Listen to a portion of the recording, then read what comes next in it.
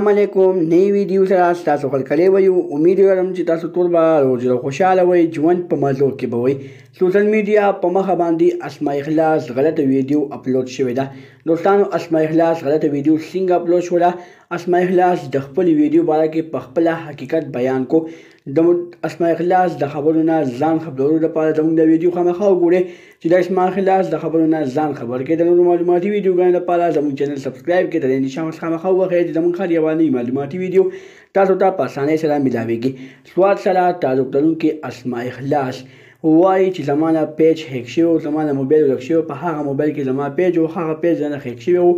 او بیا هغه هلکانو یعنې چا چې موبایل په لاسو کې ورغلی دی هغوی په سوشل میډیا په مخه باندې د دې په پیج باندې غلطې ویډیوګانې اپلوډ کړي دي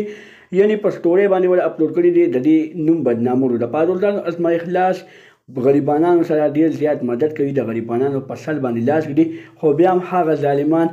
دوی اسماء اخلاص سره دومره ظلم وکړو چې د اسماء اخلاص په پیجونو باندې د اسماء اخلاص ریل تصویران اپلوډ کړل د هغې چې کوم ماسک نیت و د هغه تصویران یې اپلوډ کړل او د هغې بربنده ویډیو یې اپلوډ کړل دوستانو یعنې چې د هغې په موبایل کې غلط ویډیو اپلوډ کړې ده او بیا د هغه غلطه ویډیو د دوی په سټورۍ باندې پریښې ده د دې بدنامولو لپاره دوستانو دا ویډیو په سوشل میډیا باندې ډېره زیاته وایرل شوې ده خو چې کله دا ویډیو وایرل شوه ډېر دوه ورځې بعد اسماء اخلاص په لایو ویډیو باندې راغله ده نن یې بیان وکړو وی ویلې په خپل بیان کې چې ما د خپل ایډمن په مدد سره ما خپل پیج واپس ځان ته ریکور کړو ځکه چې زما نه پیج چا ظالمانو اړولی و خو په هغې باندې غلطې ویډیوګانې اپلوډ شوي وې زه د خپلو مینهوالو نه معذرت کوم د خپلو مینهوالو نه معافي غواړم چې زما مینهوال په دغه خبره باندې زما نه ډېر زیات خفه شوي دي دوستانو دا د اسماء اخلاص باره کې پوره معلومات د نورو معلوماتي ویډیوګانو لپاره زموږ چینل سبسکرایب کړئ د دې نشان خامخا ووهئ چې زموږ هر یوه نوې معلوماتي ویډیو تاسو ته په اسانۍ سره میلاویږي والسلام